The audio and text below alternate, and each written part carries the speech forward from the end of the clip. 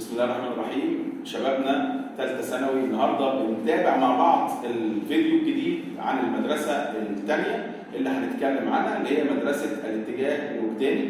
وطبعا ده اتجاه حديث في كتابه الشعر، مختلف عن الاتجاه اللي كان قبل منه اللي هو مدرسه الاحياء والبعث او الكلاسيكيه، والاتجاه المحافظ اللي كان مؤسسه محمود سامي البارودي، ومعاه طبعا تلاميذه شوقي وحافظ ابراهيم وغيرهم كتير زي ما اتكلمنا عنهم في الفيديو الاول.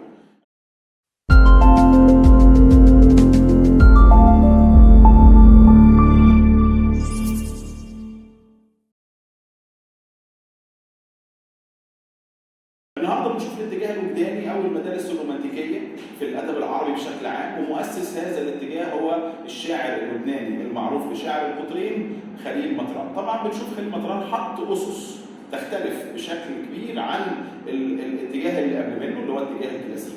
ايه الاسس بقى اللي احنا لازم ندخل الامتحان واحنا عارفينها؟ السؤال بيجي لك يقول لك على ما يقوم الاتجاه الوجداني، بيقوم على ثلاث اسس. الاساس الاول اكتشاف الفرد ذاته والعمل على النهوض بها، دي اول نقطه. النقطه الثانيه اعتزاز الفرد بثقافته الجديده ووعيه الاجتماعي. النقطه الثالثه التطلع الى المثل الانسانيه العليا زي حب الخير، الكرامه، العدل، المساواه، مكافاه القبح، البعد عن القبح والتخلف. هي دي المثل الانسانيه العليا، يعني تقدر تقول مجموعه من القيم والمبادئ. هو كان شايف انه بيأدي رساله بالابيات بتاع الشعر بتاعته.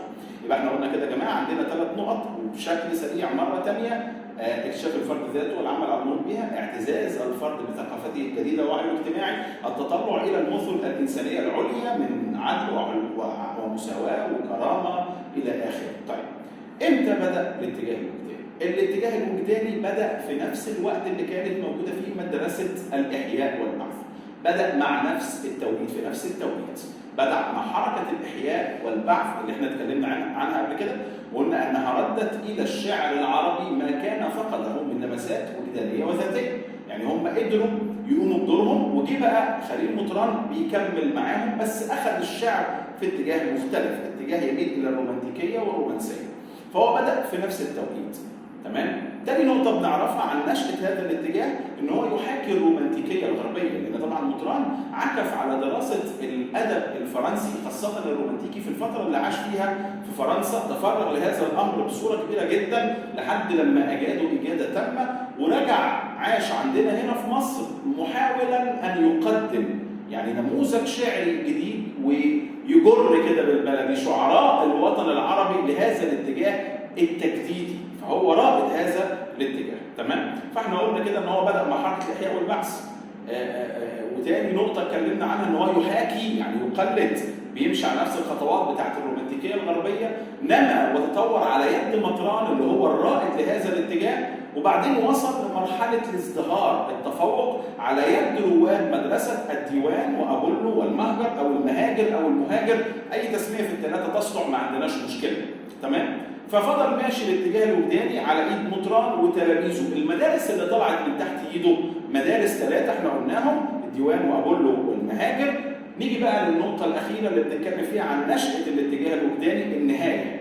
بدا الاتجاه الوجداني يتراجع عندما ظهر الاتجاه الواقعي، نتيجه طبعا الحرب العالميه الثانيه والاهوال وعدد القتلى والقنابل النوويه اللي ضربت بيها امريكا اليابان. الشعراء وجدوا ان الرومانتيكيه اللي عملها مطران وتلاميذه والمدارس اللي طلعت من تحت ايده ما بقتش ضروريه، ما تمشيش مع الواقع اللي احنا عايشين فيه. وهنا بقى بيبدا تراجع الاتجاه الوجداني امام التيار الواقعي بعد الحرب العالميه الثانيه مباشره. يبقى احنا اتكلمنا دلوقتي عن دعائم واسس الاتجاه، اتكلمنا عن النشأة التدريجية من بدايته على ايد مطران حتى نهايته اي امام التيار الواقعي. نيجي بقى لنقطة مهمة جدا، لازم دايما وانت شغال هنا يبقى في عقلك مقارنة ضمنية كده ما بين الاتجاه ده والمدرسة اللي قبل منه اللي هي مدرسة الإحياء والبعث. الراجل جاي يطور، جاي يجدد، جاي ياخد الشعر في اتجاه جديد. فهو بيكلمنا هنا بقى في النقطة دي عن موقف شعراء الاتجاه الوجداني من الشعر القديم. احنا شفنا مدرسة الإحياء والبعث كانوا بيعملوا معارضات مع الشعراء القدماء، بيحاولوا ياخدوا أكبر قدر من الألفاظ والصور والنماذج البيانية القديمة. هنا الموضوع اختلف تماما. هنا بقى هؤلاء الشعراء اللي هم شعراء الاتجاه الوجداني كان لهم موقف. ايه بقى موقفهم من الشعر القديم؟ طبعا حرصوا على الخروج من أسر الأنماط الشعرية المكررة على مر العصور. حرصوا على الخروج من أسر الأنماط الشعرية المكررة التقليدية اللي من زمان الناس ماشية على القالب ده، لازم نطلع منه. دي أول حاجة. تاني حاجة حرص عليها أصحاب الاتجاه الوجداني ابتكار صيغة شعرية حديثة. خلي بالك من النقطة دي كويس. ابتكار صيغة شعرية حديثة يمتزج فيها التراث بالعصرية. يمتزج فيها التراث بالعصرية. يمتزج فيها التراث بالعصرية وتكتسب فيه الألفاظ دلالات حديثة وقدرة حقيقية وجديدة على الإيحاء. وتقوم الصورة الفنية، التشبيهات والاستعارات هيضيفوا لها بقى مفهوم فني جديد.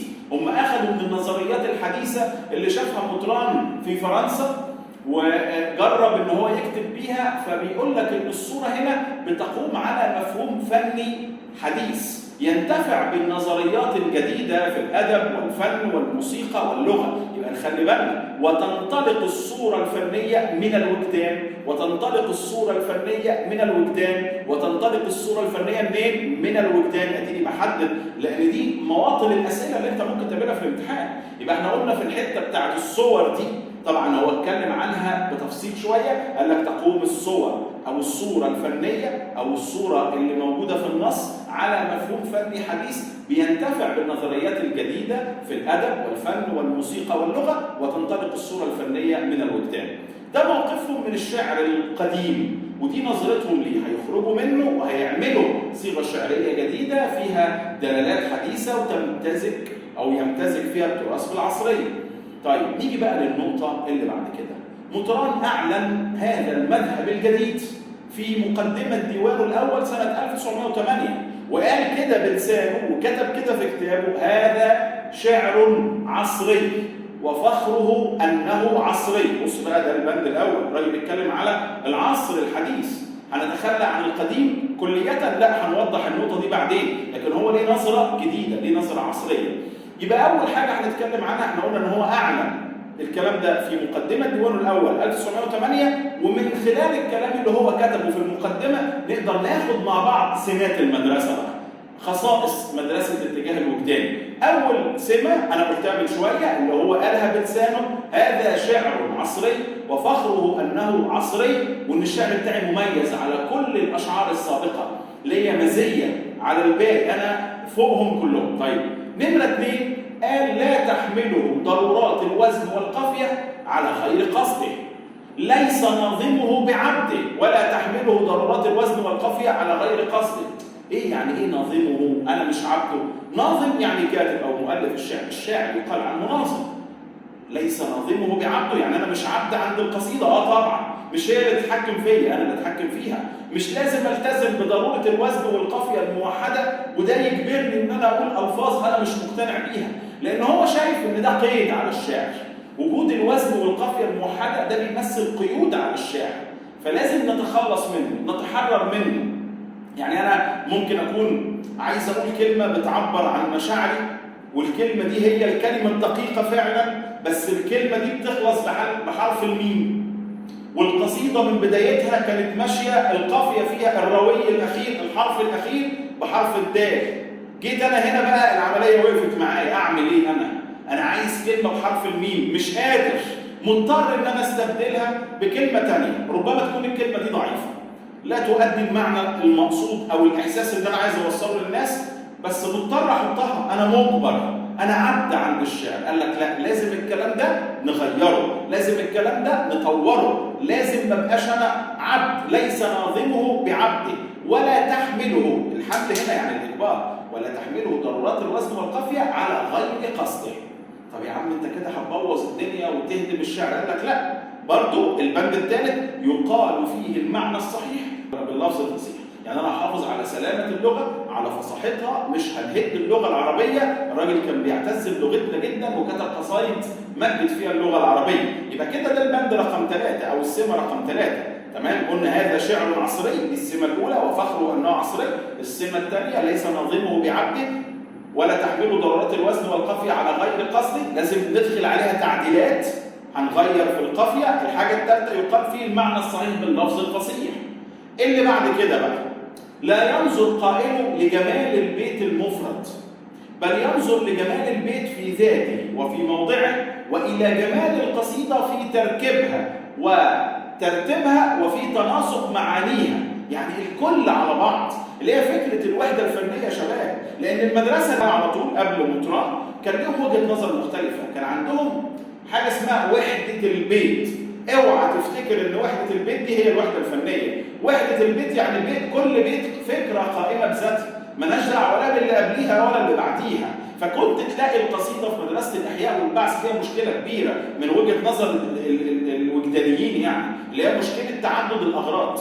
تلاقي القصيدة بتتكلم عن أكتر من فكرة، يعني 3 أبيات في الأول بيتكلموا عن موضوع، وبعدين ال4 اللي بعدهم عن فكرة تانية، واللي بعدهم عن فكرة ثالثة. تعدد الأغراض ده بيسموه وحدة البيت، وده النظام اللي اعتمد عليه شعراء مدرسة الإحياء والبعث. مطران بيطور، قال لك لا، أنا مش هبص لجمال البيت المفرد، لا، ده جمال البيت في ذاته وموضعه، يعني مكانه ما بين إخواته الأبيات التانية، وضعه إيه ما بينهم، مرتبط بيهم إزاي، بيأكد البيت اللي قبله ولا بيعلل اللي قبله، عمل روابط. ننظر إلى جمال القصيدة كلها على بعض، الوحدة الفنية في تركيبها وترتيبها وتناسق معانيها. ده كان شيء ضروري من الحاجات اللي مطران أكد عليها، اللي هي فكرة الوحدة الفنية، عكس مدرسة الإحياء والبعث. أنت لازم المقارنة دي دايما تبقى شغالة في ذهنك وأنت بتذاكر. إيه السمة اللي بعد كده؟ تحري دقة الوصف واستيفائه على قدر. كان بيهتم جدا بالوصف، وهنلاقي قصائد كتير عملها مطران كان رائع في كتابتها، وهو بيوصف الاشياء بشكل دقيق جدا. دي سمات المدرسه. نضيف لها احنا بقى بعض السمات الاخرى اللي مطران برضو حط لها اساس ضمني كده لم تذكر في الكتب بشكل صريح. مطران كان دايما عنده فكره الامتزاج بعناصر الطبيعه، لأن الوجدانيين عموما ومطران هو رائدهم بينظروا للطبيعة على إنها تحتضن آلامهم وأوجاعهم وأحلامهم وإلى آخره. فالطبيعة بالنسبة لهم مش مجرد شيء هو بيوصفه بشكل كده ميت، زي ما هو بيقول لك مثلا الورد اصفر والزرع ده لونه اخضر. لا، الفكره مش كده. كان دايما مطران والوجدانيين من بعده بيعملوا امتزاج مع عناصر الطبيعه. انت شوفوا في النص الاولاني اللي عندي او النص الثاني بمعنى ادق اللي هو المساء في كتاب المدرسه، وهو بيتكلم عن البحر، خلى البحر يحس بيه، خلى البحر يرد عليه، خلى البحر يتكلم معاه. قال لك شاكن الى البحر اضطراب خواطري فيجيبني برياح الاوج. انا بشتكي له وهو بيرد عليا. ده امتزاج بعناصر الطبيعه، ودي تسمى النزعه الوجدانيه. خلي بالك دي كانت موجوده عند مطران بشكل كبير جدا، واتوجدت عند الوجدانيين اللي بعد منه. يبقى احنا بنضيف كمان لسمات المدرسه اللي احنا قلناها ان مطران كان بيعمل امتزاج ما بينه وبين عناصر الطبيعه. تمام؟ برضه مطران في سؤال مهم جدا لازم دايما يبقى في ذهنك. مطران يمثل مرحله انتقاليه ما بين القديم والجديد. فعلا مطران كان ناجح في الموضوع ده جدا. هو ما جاش قال لك انا ههد الشعر القديم واقف قصاده واعمل جديد، لا، هو خد المساله بالتدريج. كنت تلاقي القصيده بتاعت مطران زي قصيده المساء متضمنه الحاجتين، ملامح القديم وملامح الجديد. يعني اخذ مساله التجديد بشكل تدريجي كمرحله انتقاليه، مش بكره الصبح هد وابني حاجه جديده، لا، ما نفعش. ده شعر، ده انتاج فني ادبي، فالمساله بتاخد مراحل متعدده. فمطران كان بيمثل مرحله انتقاليه. ليه؟ لانه هو كان بيضمن القصائد بتاعته ملامح من القديم وملامح من الجديد، هنتكلم عنها كمان شويه. طيب ايه كمان من ضمن السمات اللي حطها مطران او ما يسمى النزعه الوجدانيه عند مطران؟ التشاؤم العام الذي ينتهي بذكر الموت بشكل صريح في قصائده. عمل النقطه دي برضه مطران، وده ظاهر عندنا في نص المساء في اخره خالص، ختموا بذكر الموت بشكل صريح. تمام؟ ايه كمان من الحاجات اللي كان بيضمنها مطران في النزعه الوجدانيه؟ الاحساس العاطفي الجياش الحاد القوي جدا. دي كلها سمات المدرسه اللي حطها خليل مطران. نعيدهم كده بشكل سريع. احنا بنقول اول سمه عملها مطران انه قال ان الشعر ده شعر عصري وفخر انه عصري، ليس ناظمه بعبده ولا تحمله ضرات الوزن والقافيه على غير قصده.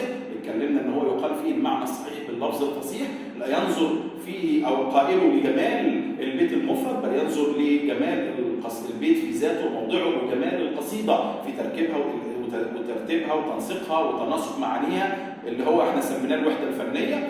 اتكلمنا في نقطه تحري دقه الوصف دي برضو من ضمن السمات اللي حطها مطران.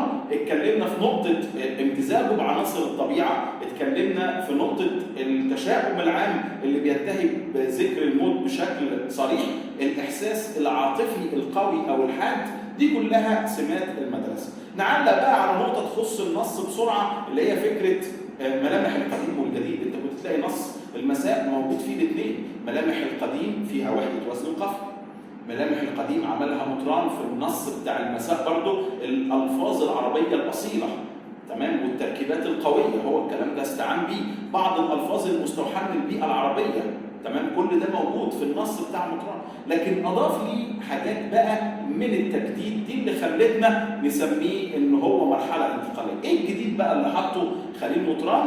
قلنا طبعا أول حاجة وضع عنوان للقصيدة، دي كانت نقطة واضحة جدا، تحقيقه للوحدة الفنية، استخدامه للخيال الكلي مش الصور الجزئيه والخيال الجزئي بس، زي ما كان في صور جزئيه اللي هي تشبيه واستعاره وكنايه ومجاز، مطران اضاف الصوره الكليه اللي هي صوت ولون وحركه، اكنك بتتفرج على فيديو، مش بتتفرج على صوره ملتقطه ثابته، لا، صوت ولون وحركه، في يعني حاجه تجذب الانسان، اكنك شايف وسامع ومتخيل الموضوع. اول ما تقرا النص تحس كده انه بيديلك فيديو يبدا يدور في ذهنك.